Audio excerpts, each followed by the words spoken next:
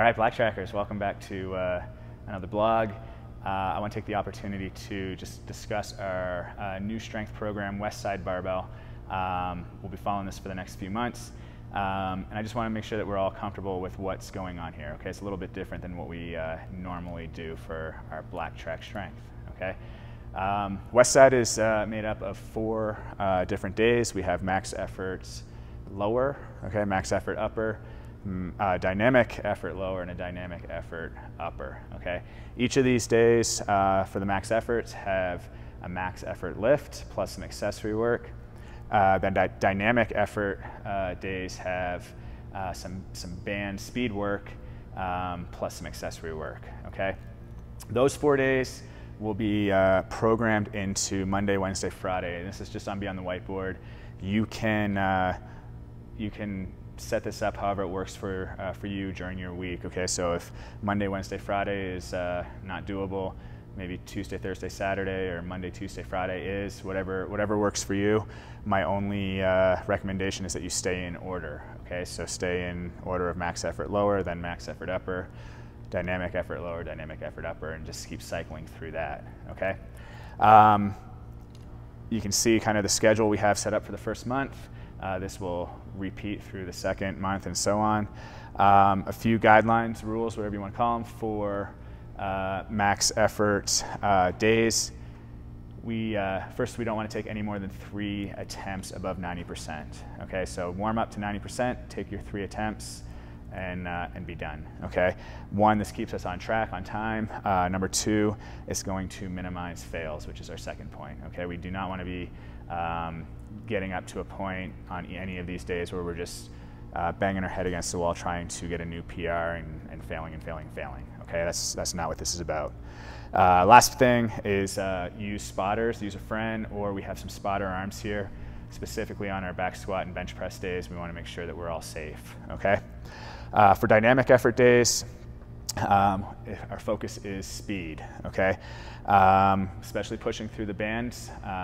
Make sure that we're not loading up so heavy that we're stalling out or we're moving slow.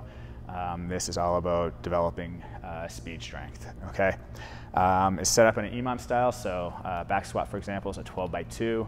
Lift about every minute. Okay, so that we keep moving with this.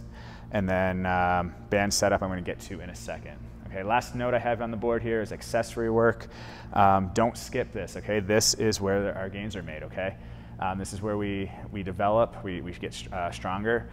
In the past, I've noticed a lot of people will hit the 1 rep max back squat and then peace out. That's not really doing a whole lot for you. Where you will get better as an athlete, as a CrossFitter, is with this accessory work. Okay, and we are scheduling, or we're programming upper body pulling strength, so lat strength, lat development. Core work, okay, protect our core. Transfer of power is going to benefit through a stronger core, and then posterior chain strength. Posterior chain strength as our focuses for our accessory work. Okay, so make sure we hit all that stuff. Over on my other board here, I have got an example kind of laid out for back squat and bench press. How it's written is 12x2, 50%. Is the weight that we're going to use on the bar, and the 30% is the band tension we're going to use. So 400 pound is going to be my example here. 50% is 200, 400 pounds, 30% is 120. Okay, we need 120 pounds of band tension. This is where things can get a little tricky, but I'm going to hopefully explain it really well here. 120 pounds, we want 60 pounds on each side. Okay. When I come over to my chart, all right, we have on the left, this is a single band, okay, and this is what we want to use for squats. On the right, we have double bands. We'll use this for bench press. We're doubling up the band just to shorten the length of it and not have loss of tension in the bottom, okay? So for my back squat, I want single. I actually don't have any band tension that gets up to 60 pounds. So what I need to do is I need to put 2 bands on each side of the bar at 30 pounds. Okay, so 30 pounds.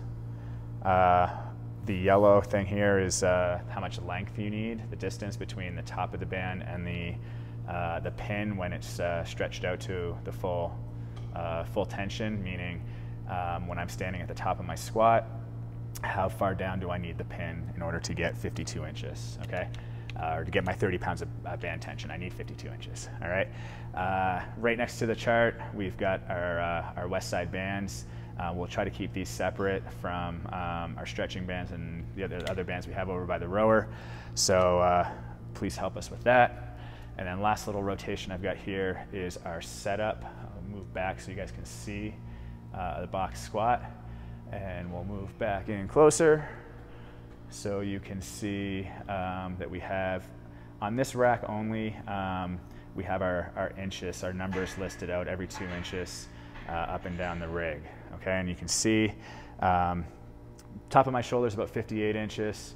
I need it 52 in length, so I put my pin all the way down here at, let's see if I can get to that, at 8 inches, okay? So you can see that I've basically looped my bands through the eye bolt, looped one end of the band through the other, okay? And then at the top, we went around the sleeve, okay? And when we do this, stay to the outside, okay, nice and tight to the collar. Inside, we'll chew the bands up with the J-hook, and we'll go through them a lot quicker, okay?